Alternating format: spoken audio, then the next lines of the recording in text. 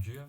Eu vou estar então agora falando um pouco como é que a gente pode estar unindo dois corpos, fazendo interseções e recortes também, e um pouco de movimentação, que acaba estando muito próximo aí desse assunto. Vamos criar uma peça paramétrica. Vamos criar um esboço no primeiro corpo aqui, no corpo 0. E vamos selecionar o plano XY. Eu vou tentar fazer os corpos mais simples possíveis, já que não é o foco aqui dessa atividade. Vou preencher. Tá ok, fiz um disco bem simples. Para criar o meu segundo disco, é bem importante eu ficar atento a um detalhe. Eu quero criar um novo corpo. Se eu simplesmente criar em Sketch aqui e criar um novo, tentar criar um novo, não vai dar certo. Eu estou só fazendo desenho no ar e tentando fazer uma operação nesse primeiro corpo. Então, obviamente vai dar erro. Então, vamos cancelar aqui as atividades, tá?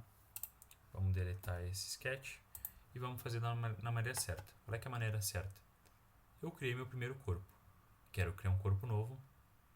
Eu venho aqui na função criar corpo e crio um novo corpo. Ele criou automaticamente com o nome corpo 001. Os planos associados a esse corpo vão ser os planos 001 também. Vamos criar um esboço então. E eu sei que eu estou certo, porque ele está pedindo para eu criar um esboço no plano do corpo 001. Então vamos vir aqui agora. Criar também. Vou deixar um pouco longe aqui. E vou preencher. Eu podia ter criado direto na posição que eu quero, mas eu vou deixar assim para a gente poder ver um pouco a movimentação, tá?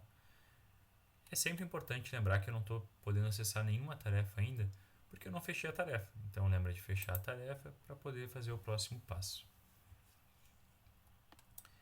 Para movimentar os corpos, uma das maneiras que eu mais gosto, das várias possíveis, é selecionar o corpo e aqui vai ter um pedaço chamado Placement, ou posicionamento. Então a gente clica em cima dele e abre esses 3 pontinhos. Nos 3 pontinhos a gente abre essa interface muito boa aqui para posicionamento. Vou fazer da maneira mais gráfica possível, clicando. Eu posso também usar meu scroll e também posso digitar valores. Eu posso fazer isso para rotações, mudar o centro, enfim, muitas opções. Agora eu quero uma coisa simples, então eu vou só fazer aqui uma união bem genérica. Dar um apply, dar um ok. E agora a gente tem então nossa interseção. E foi. Vamos agora sair da bancada parte design, que é a bancada para fazer esboços e coisas em 3D, partindo deles, e para a bancada parte, que é uma bancada um pouco mais direta para coisas em 3D e funções selecionadas a corpos em 3D. Aqui então a gente tem essas funçõezinhas, como a booleano, recortar, união, interseção. Se eu tentar usá-las agora, não vai dar muito certo. Por que não deu muito certo? Vou dar um Ctrl Z aqui, vou voltar. Porque eu selecionei um corpo só, e são operações que dependem de 2 corpos. Como é que eu faço para selecionar 2 corpos? Eu clico em Ctrl, seleciono os 2 corpos. Eu também posso arrastar o meu mouse aqui em cima. O meu jeito favorito é o Ctrl, porque dá um pouco mais de controle. E agora então a gente pode estar fazendo essas operações aí de recortar. Observa como ficou o encaixe perfeito aqui do recorte. Seria muito útil para fazer um encaixe. Um detalhe interessante, tá? Tu sempre pode estar pegando modelos de motores, da tua chave de fenda, da tua caneta favorita, da tua chave de casa, do teu próprio celular, e tu pode simplesmente criar um bloco, arrastar esse modelo do teu celular, da tua chave de fenda, ou do que tu quiser, para dentro do bloco e pedir para recortar. Tu vai ficar com o encaixe perfeito ali do objeto que tu quiser. Vamos só falar um pouco mais então de outras funções.